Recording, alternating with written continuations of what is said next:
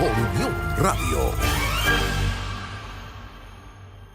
De Diálogo, Paz y Reconciliación que se creó en la Asamblea Nacional y además, bueno, precandidato todavía porque hasta que no se inscriba no hay candidato, pues, de presidencial por Acción Democrática. Bienvenido. Muchísimas gracias, Esther. Contentísimo de estar con ustedes. Bueno, hay fecha. La última vez que conversamos estábamos hablando de las propuestas y decía, bueno, en agosto nos vamos de vacaciones con elecciones ya hechas, tal cual. Bueno, se acabó la incertidumbre, ya tenemos fecha, como tú lo has dicho, y ya los venezolanos, las venezolanas, podrán definir su futuro, como debe ser, en las urnas, electoralmente, pacíficamente, sin peleas y sin confrontaciones. Y después, mi llamado una y otra vez a ponernos a trabajar juntos por Venezuela. En el documento que se entregó al Consejo Nacional Electoral insistí mucho y se incluyó un aparte que señala que conocidos los resultados tienen que ser de inmediato reconocidos por todos los participantes para que a partir del día siguiente empecemos a fajarnos por Venezuela. Sin embargo, Luis Eduardo, sigue habiendo una sombra en este tema, ¿no?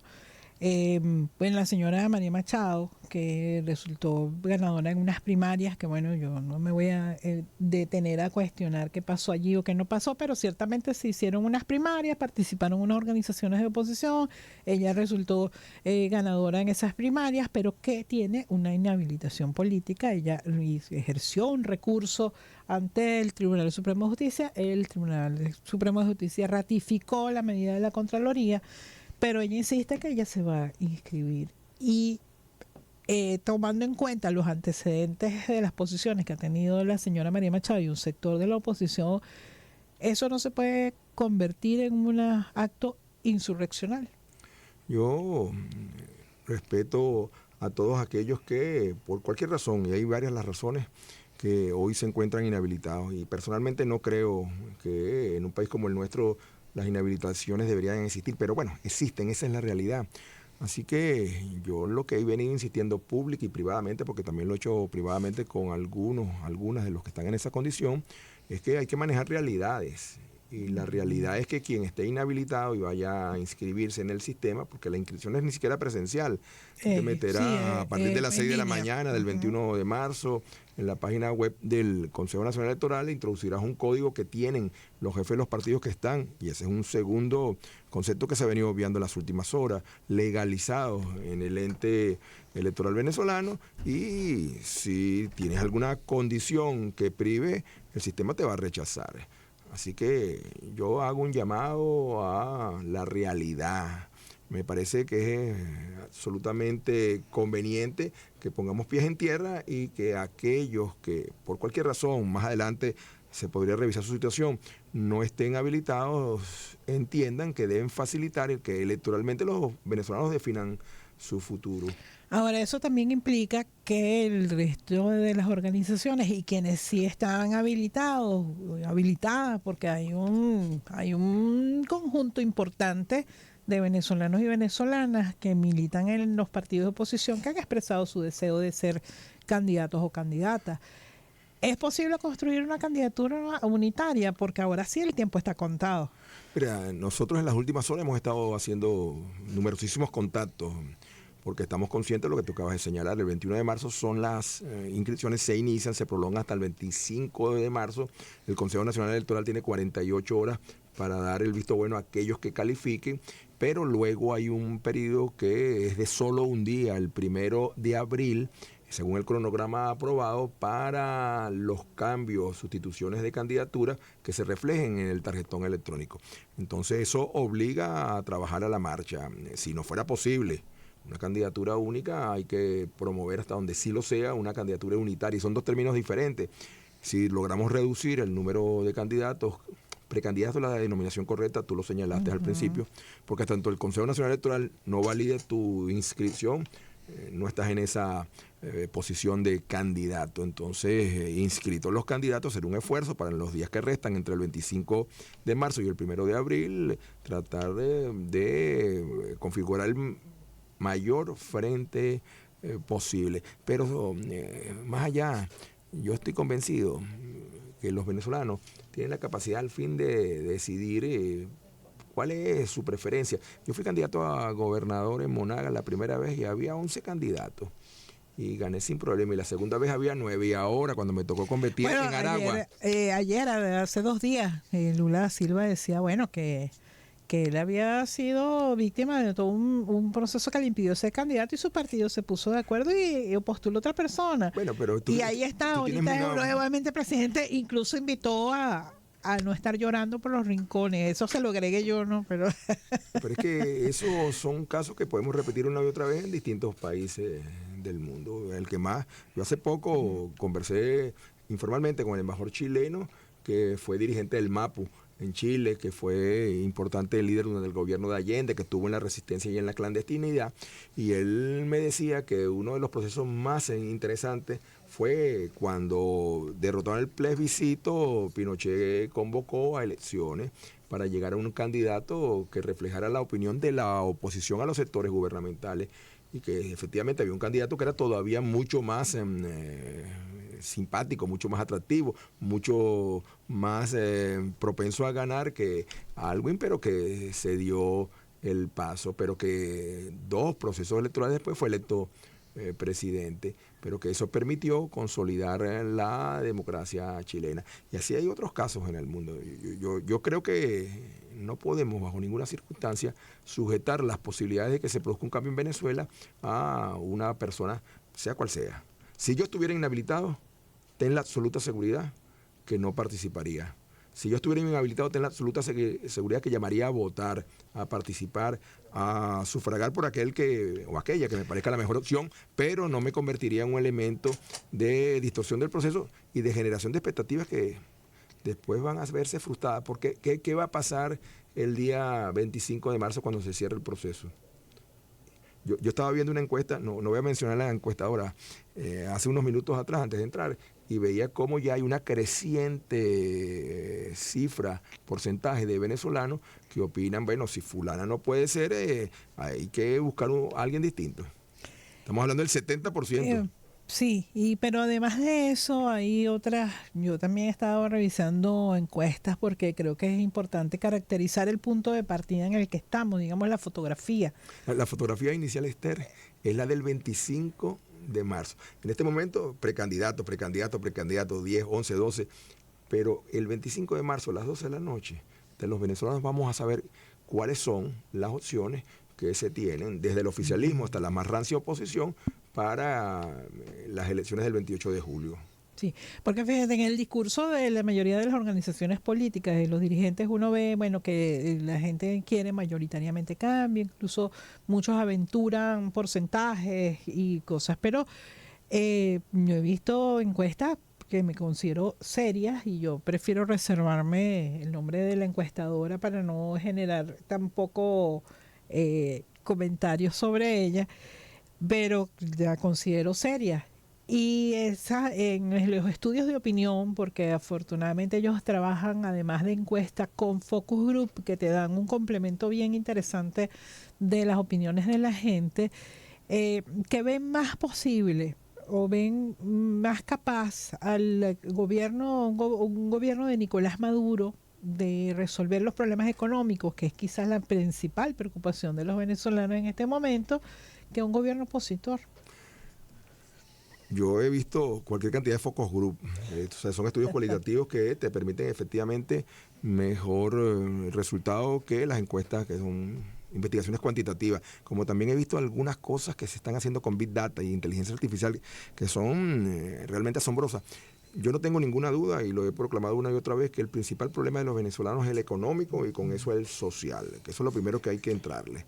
Pero tampoco tengo ninguna duda de que el actual modelo, que ya son 25 años de vigencia, más el contexto internacional, hace bien difícil, muy difícil, que un gobierno próximo de Nicolás Maduro Moro logre resolver la situación. Mientras se empeñen en mantener un modelo que ha fracasado en el resto del mundo, pero mientras para sumar a eso se mantengan todas esas acciones extranjeras que sobre Venezuela se abaten, es bien cuesta arriba que salgamos de esta dramática situación. Venezuela necesita un gobierno que no solamente sea distinto, sino que también sea un gobierno de amplitud, de consenso, donde equipamos todos, donde los que hoy se identifican con la oposición entren, donde los que no se identifican con la oposición son independientes también entren, donde sectores del oficialismo entren. Yo acabo de saludar con afecto cuando venía entrando a Héctor Rodríguez, ese digamos, dirigente del PSUV, es una figura, por ejemplo, que yo estoy seguro que en cualquier posición lo haría bien, para mencionar solamente algunos. Ahí también pudiera mencionar decenas de profesionales, básicamente por la naturaleza de mi trabajo, que no solamente es el quehacer político, que conozco que sin hacer política harían una brillantísima gestión en el sector público. Aquí nos necesitamos todos. Si a mí me preguntara Maduro Moro, o sea, ¿qué recomendaría yo en un hipotético gobierno? Yo le diría amplitud, mucha amplitud. Dejemos de hacer gobiernos partidistas, monopartidistas, monocolores y apartémonos de un modelo que ha fracasado en buena parte del mundo y dejemos también tanta pelea y tanta confrontación atrás. Eso nos va a resolver la vida a todos. Y no es un... No tenemos que temerle. Y otra vez, ejemplo, ahí en el mundo, a la posibilidad de que determinado partido político salga del gobierno. Eso es normal en un régimen democrático. En Nicaragua salió Ortega del gobierno, entró Violeta Chamorro, luego vinieron 2 presidentes más y finalmente Ortega regresó. Así que en un régimen democrático el que se produzca alternabilidad es absolutamente normal. Ahora, eso me lleva también a otro tema que hemos abordado contigo, Luis Eduardo, y con muchas dirigentes de oposición, y es las propuestas concretas. El único momento en el que hubo alguna propuesta concreta fue el año pasado. En algún momento del año, la señora Machado habló de la posible privatización de PDVSA y eso desató toda una tormenta de opinión política, tanto aquí como fuera del país. Pero a pesar de que el diagnóstico yo creo que está clarísimo, todos lo tenemos claro. Diagnósticos hay, como dicen en Maturín, de más. Sí, pero ahora, ¿qué hacer frente a eso? Porque, por ejemplo, bueno, el señor Milei en Argentina tiene unas propuestas respecto a la crisis y lo está haciendo. No diga groserías a esta hora, Esther. Bueno, pero él... Este no es un horario infantil. No, estamos de acuerdo. Que él está haciendo lo que prometió. O sea, no engañó a nadie. Él puede ser muy loco, desde mi perspectiva lo es, pero está haciendo lo que dijo que iba a hacer. En nuestro caso, hemos venido trabajando durante meses con un equipo de profesionales y técnicos bien capaces, pero también escuchando abajo en lo que serán las propuestas que haremos públicas en breve de gobierno. En una primera etapa, digamos, bueno, mira, complementamos. Ya te estoy invitando de una para que vengas a decir aquí cuáles van a ser esas propuestas. Puedo adelantar el concepto. Bueno, pero lo cierto es que primero adelantamos el diagnóstico, pero no hubo mayor dificultad porque es que diagnóstico hay en Venezuela, pero muchísimo. Entonces hicimos una suma de diagnósticos, coincidimos y entonces decidimos que lo fundamental era definir el concepto, qué tipo de economía, de modelo económico queríamos implementar en el gobierno y cuáles eran las líneas maestras. El modelo económico, y lo vamos a anunciar una vez que seamos postulados oficialmente. Bueno, es más, desde aquí, tu productora me sorprendió hablando por teléfono, estaba hablando con el jefe del programa de gobierno, que es el ingeniero Alberto Bendancur. De aquí salgo al colegio ingeniero a reunirme con un grupo de profesionales a ver los avances, porque una vez inscrita la candidatura el 21 de marzo, vamos a hacer la presentación pública, pero el modelo económico que queremos es una economía Luis Eduardo humanista. Martínez entonces se va a inscribir de todas. Pues claro. Es que mi candidatura no es mi candidatura es el producto de una decisión de una organización colectiva que tiene 82 años de historia, va a cumplir con 83 años. Acción Democrática es un partido legítimo, legalizado, con tarjeta, con valores, con visión, y que hace unos 4 meses me invistió como su candidato. Pero en cualquier caso, otra vez, el tema que estamos hablando, nosotros perseguimos un modelo de economía humanista y tenemos como líneas fundamentales de acción 4. 1, lo económico social. Y en lo económico social, el tema de sueldos, salarios, jubilaciones y pensiones. 2, el reencuentro de los venezolanos, y en eso es fundamental el no solamente detener el proceso migratorio, muchas veces estimulado por factores externos, y además de eso entonces asegurar hasta donde sea posible reinsertarlos en el país, el regreso de millones de muchachos y muchachas que están afuera. La tercera línea, no podía ser menos, es la que le da prioridad a la educación. Yo soy, desde hace muchos años, un hombre dedicado al quehacer educativo más que al quehacer político. Soy rector de una universidad en Venezuela, soy chancellor de una universidad en los Estados Unidos. Bueno, entiendo y creo que es la educación la base para que Venezuela sea diferente. Y el cuarto sector prioritario, y así lo hemos incluido, es el sector salud. Eso no quiere decir que los otros sectores, servicios públicos, producción agropecuaria, petróleo, no sean importantes, pero nosotros hemos resuelto que esas 4 líneas maestras deben ser las que acometamos al principio. Y con relación a lo de PDVSA, yo no puedo perder la oportunidad porque lo señalaste, nuestra posición es clara.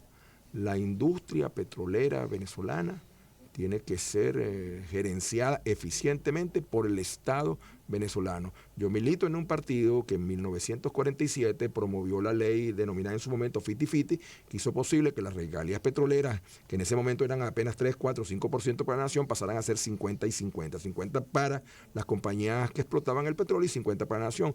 Una organización política que hizo posible la Organización de Países Exportadores de Petróleo en el año 60 con Betancur y Pérez Alfonso, que nacionalizó primero la industria del hierro y después la industria petrolera. Mal podría yo ser partidario de una privatización de PDVSA. Además, experiencias hay suficientemente fracasadas y basta estudiarlas recientemente en el mundo.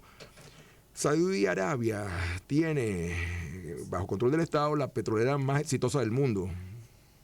Aramco intentó privatizar un porcentaje relativamente reducido de sus acciones y fracasó. Esos son negocios de Estado. Se necesitan aliados, se necesitan capitales, es cierto, pero PDVSA tiene que ser una industria que gerencien, manejen eficientemente los venezolanos y las venezolanas. Luis Eduardo, te agradezco mucho que nos hayas acompañado hoy y ya te comprometo a que de una vez nos hables de eso, de los programas de gobierno. Yo creo que la gente está muy necesitada de escuchar, bueno, ¿y estos qué van a hacer si llegan al poder? Pues claro, yo estoy de acuerdo contigo y eso tiene que ser parte fundamental de la cortísima campaña electoral que se avecina. La verdad es que yo decía, bueno, hay que ponerse las alpargatas, bueno, hay que tener 6 pares de alpargatas, porque ya el joropo arrancó. Lo que hay que ponerse es un motorcito. Gracias a ti, Esther. Se les quiere a todos los que nos escucharon. Diputado de la Asamblea Nacional por el Estado de Aragua y precandidato presidencial por Acción Democrática. Hacemos una breve pausa, volvemos.